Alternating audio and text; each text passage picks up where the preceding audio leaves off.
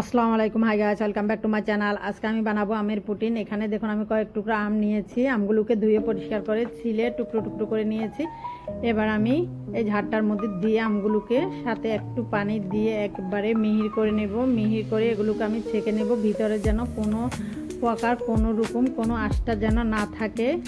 ভালোভাবে এগুলোকে আমি ছেঁকে নেব।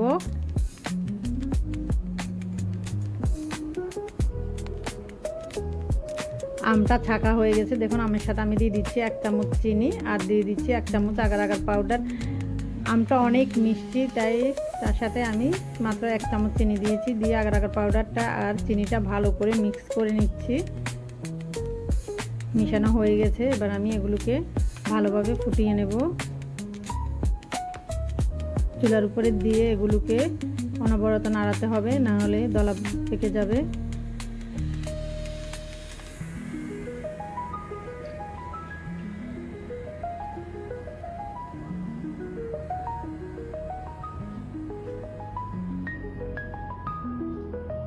আমটা ফুটে উঠেছে। আমটাকে আমি ভালোভাবে ফুটিয়ে নেব। দেখুন কিভাবে ফুটছে। এইভাবে আমি 2 থেকে 3 মিনিট ভালোভাবে আমটাকে ফুটিয়ে নেব। আমটা অনেকটা ঘন হয়ে এসেছে। এবার আমি আমগুলোকে নামিয়ে ফেলবো। নামিয়ে আমি একটা স্টিলের থালের মধ্যে এগুলোকে ছড়িয়ে দিয়ে আধা ঘন্টার মতো নর্মাল ফ্রিজে রেখে দেব। দেখুন আধা ঘন্টা পরে এগুলো বের করেছি, কতটা শক্ত হয়ে গেছে। এবার আমি এগুলোকে একটা ছুরি দিয়ে ছোট ছোট করে পিস করে নেব।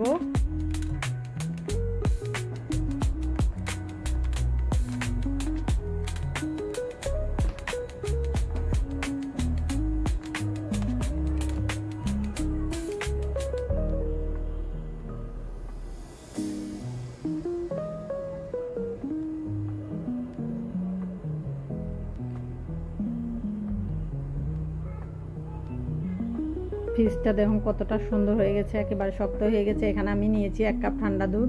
তার সাথে দিয়ে দিচ্ছি আমি 1 চামচ আগার আগার পাউডার।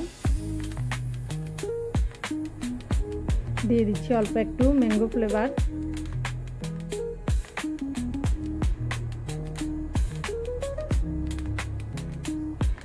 চুলার উপরে আমি দুধটা ফুটিয়ে নিয়েছি।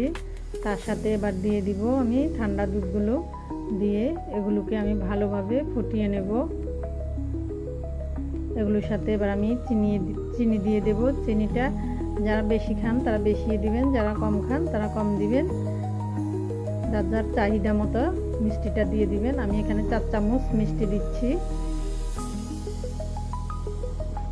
4 চামচ চিনি দিয়ে এগুলোকে ভালো করে দুধের সাথে মিক্স করে দুধটাকে ভালোভাবে ফুটিয়ে নেব। 2 থেকে 3 মিনিটের মতো দুধটাকে আমি ভালোভাবে ফুটাবো।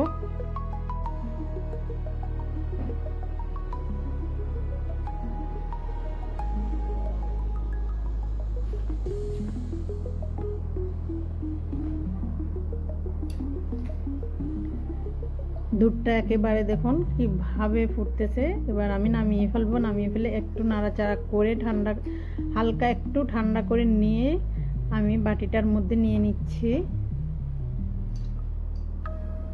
এবার দিয়ে দেব আমি আমের টুকরাগুলো, সবগুলো টুকরা দিয়ে এবার এগুলোকে আমি একটু চামচ দিয়ে নাড়াচাড়া করে নেব। দেখুন সবগুলো আমের টুকরাগুলো দিয়ে দিয়েছি। দিয়ে এগুলোকে একটু মিক্স করে নিচ্ছি।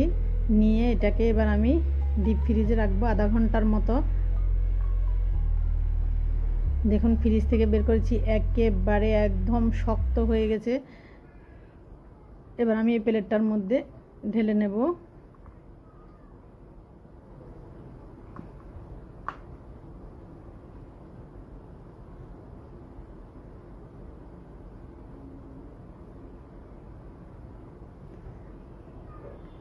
দেখুন মাশাআল্লাহ পুটিনটা কতটা সুন্দর হয়েছে। দেখতে যেমন সুন্দর হয়েছে, খেতেও কিন্তু অনেক মজা হয়েছে।